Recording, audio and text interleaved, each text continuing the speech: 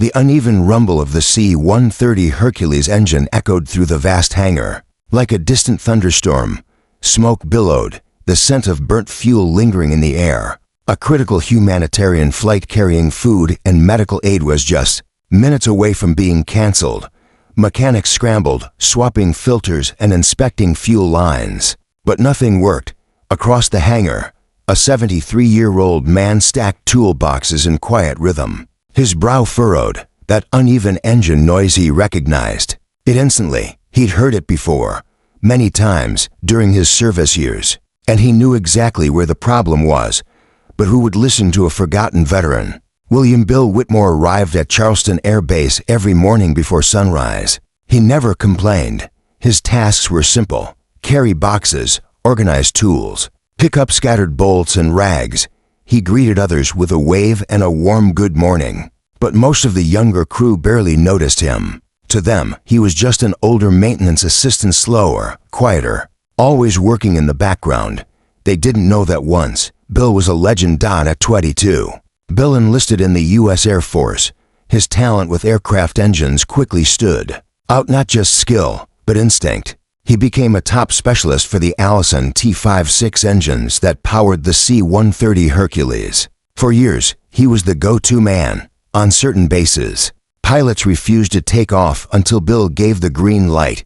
It's ready. He earned decorations for saving missions with on-the-fly repairs, once even bringing a plane back from hostile airspace with an improvised adjustment. But a bad knee injury while working under a C-5 Galaxy ended his active career early.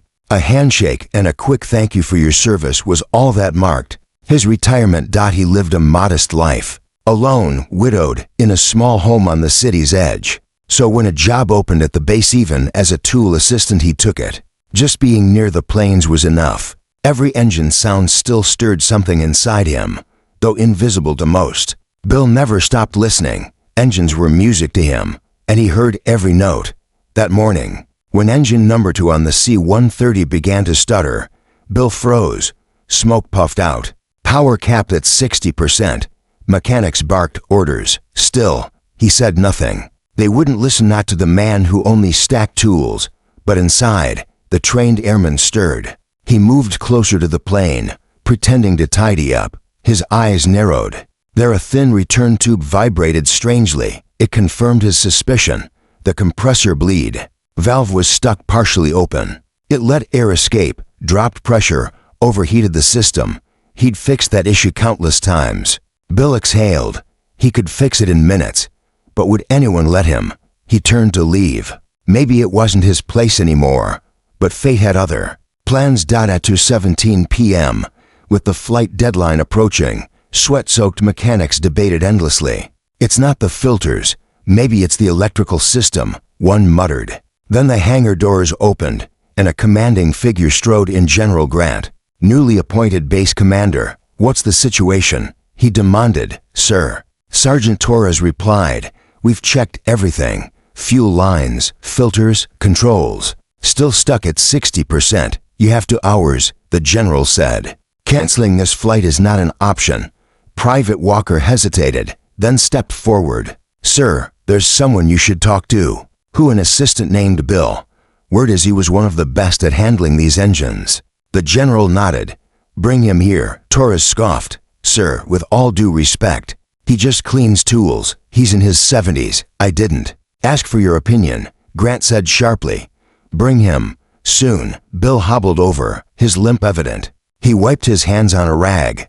Are you Bill? The general asked. Yes, sir. Were you trained on the T-56? Yes, sir. Years ago. Then tell me what's wrong with this engine. Bill paused, then nodded toward the aircraft. The compressor bleed valve is stuck partially open. That's causing the pressure drop. That's the noise. That's the smoke. Torres rolled his eyes. We already checked everything. That's not it. The general turned back to Bill. How long would it take to fix? 15 minutes. A heavy silence followed. Let him work, the general ordered. Despite grumbles, Bill grabbed a can of carbon cleaner and knelt beside the engine. His fingers moved with calm confidence. He isolated the bleed valve, disassembled the stuck parts, cleaned them, and tested for movement. 15 minutes later, He nodded, started up. The engine roared to life. For a moment, the same uneven sound persisted. Then, suddenly silence. Smooth, strong. The smoke cleared. The diagnostics panel lit up, full power.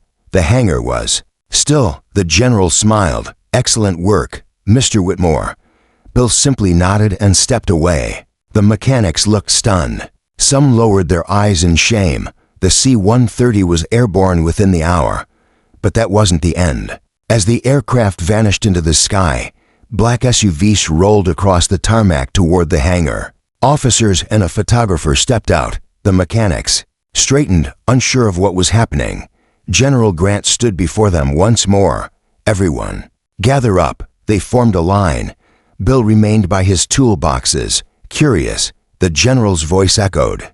Today, one man saved this mission someone we almost ignored. He turned to Bill. William Whitmore, step forward. Bill looked around, surprised.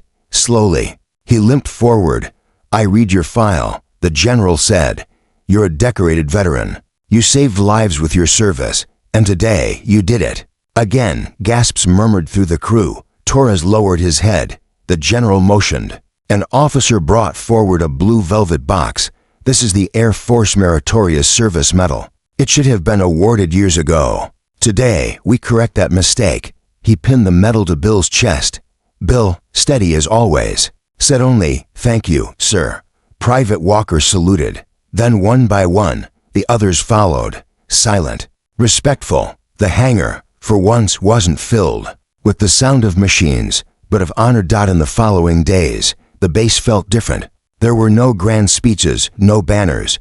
But when Bill walked by, people noticed. They greeted him with nods of respect. Some approached to ask questions. They listened. One evening, Bill paused by the same Hercules he'd fixed. He placed a hand on its metal side. Keep doing your job, he whispered. A lot of people need you. The plane was ready for another mission, and so was Bill. Because not everyone needs the spotlight to make a difference. Some just need to be remembered.